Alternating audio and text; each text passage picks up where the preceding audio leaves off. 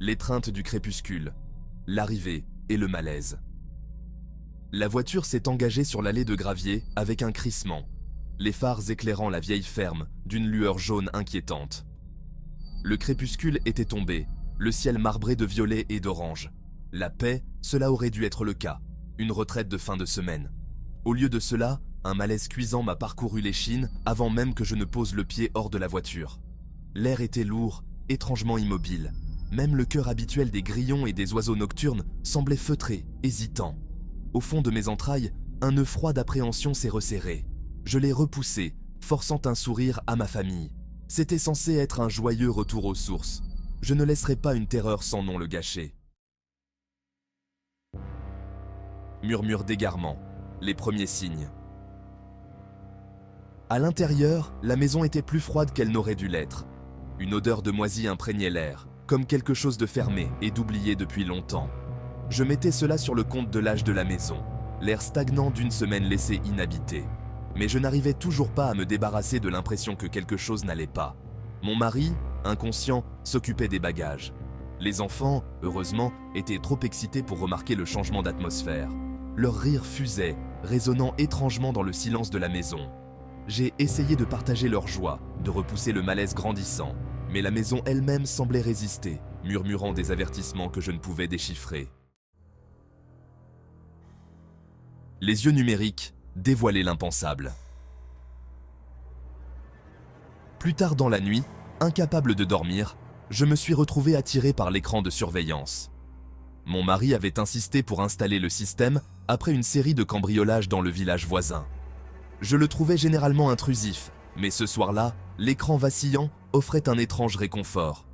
Les images ne montraient rien d'inhabituel, juste l'allée vide, le vent faisant bruisser les arbres. Puis, j'ai rembobiné l'enregistrement jusqu'à plus tôt dans la soirée, juste après notre arrivée. Et c'est là que je l'ai vu.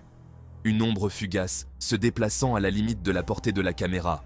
Trop rapide pour être un effet de lumière, trop délibéré pour être un animal. Mon cœur battait la chamade. J'ai repassé les images encore et encore, chaque fois l'ombre plus distincte, plus menaçante. C'était comme si ce qui se cachait à la lisière de la lumière gagnait en audace, se nourrissant de ma peur grandissante. Métamorphose, l'horreur intérieure. Le sommeil, quand il est enfin arrivé, a été en proie à des cauchemars. Je me suis réveillé en sursaut, le sentiment troublant de la veille amplifié au centuple. Une sueur froide me collait à la peau et les poils de ma nuque se dressaient. J'ai trouvé mon mari dans la cuisine, en train de préparer le petit déjeuner. Ou du moins, je pensais que c'était lui. Il se tenait dos à moi, mais quelque chose dans sa façon de bouger sonnait faux. Ses épaules étaient voûtées, ses mouvements saccadés et peu naturels. « Mon chéri », ai-je demandé timidement. Il s'est retourné et mon sang s'est glacé. Ses yeux, habituellement si pleins de chaleur et d'amour, étaient vides et noirs. Un sourire grotesque s'est étiré sur son visage, révélant des dents trop pointues, trop longues. Quoi que ce soit qui se tenait devant moi, ce n'était pas mon mari. Griffes sur les murs, nuit de terreur. Ce qui a suivi a été une nuit de terreur inimaginable. La chose qui portait le visage de mon mari hantait les couloirs de la ferme, son rire résonnant comme un écho effrayant dans l'obscurité. Mes enfants, leur innocence brisée, étaient reblottis de peur. Je nous ai barricadés dans leur chambre, le verrou fragile étant notre seule protection contre le cauchemar qui rôdait dehors. Chaque craquement du plancher, chaque gémissement de la vieille maison me donnait des frissons dans le dos. La chose a secoué la poignée de la porte, sa voix rauque et gutturale, promettant d'entrer, promettant la douleur. Vol désespéré, s'enfuir dans les ténèbres. La première lueur de l'aube a percé à travers les fissures des fenêtres condamnées. Elle n'offrait aucun réconfort, seulement un rappel brutal des longues heures de terreur qui nous séparèrent de la lumière du jour. Mais elle a aussi apporté un plan désespéré. Pendant que la chose était distraite, attirée dans le sous-sol par un attrait invisible, nous avons pris la fuite. J'ai fait passer les enfants par la fenêtre, nos pieds nus grattant le sol rugueux. Nous avons couru, aveuglément, désespérément, les cris mourants dans nos gorges. Le souvenir de cette fuite est flou, l'air froid de la nuit mordant notre peau, la course effrénée à travers les bois, le hurlement lointain des sirènes lorsque les premiers intervenants sont arrivés. attiré par le feu que j'avais allumé comme un signal désespéré. Écho dans le silence. Les suites. La ferme a brûlé, les flammes dévorant l'horreur qu'elle contenait. Nous avons regardé de loin, les lumières clignotantes des véhicules d'urgence projetant une lueur étrange sur nos visages. Les autorités n'ont jamais trouvé trace de la chose qui s'était emparée de mon mari. Aucune explication aux horreurs dont nous avions été témoins. Nous étions physiquement indemnes, mais les cicatrices étaient profondes.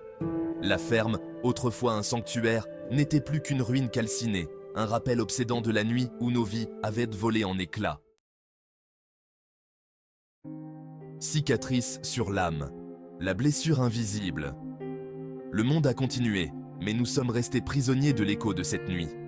Le familier avait été irrémédiablement entaché, remplacé par une incertitude glaçante. Le sommeil n'offrit aucun répit, hanté par des cauchemars d'yeux vides et de sourires grotesques. Mon mari m'était toujours perdu, son sort un cruel mystère. Les enfants, leur innocence volée, portèrent le poids de cette nuit dans leurs yeux.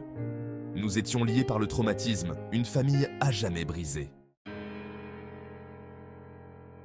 Un paysage transformé, la vie après la terreur. Nous avons reconstruit nos vies, pièce par pièce fragiles. Mais le monde n'offrait plus le même sentiment de sécurité, de sûreté. Les ténèbres qui avaient envahi notre foyer, nos vies, persistaient aux frontières de tout. La campagne, autrefois source de paix et de tranquillité, murmurait désormais des dangers invisibles. Chaque ombre recelait un potentiel d'horreur. Chaque craquement du plancher nous rappelait cette nuit-là. Nous étions changés à jamais, marqués par une terreur plus profonde que toute blessure physique.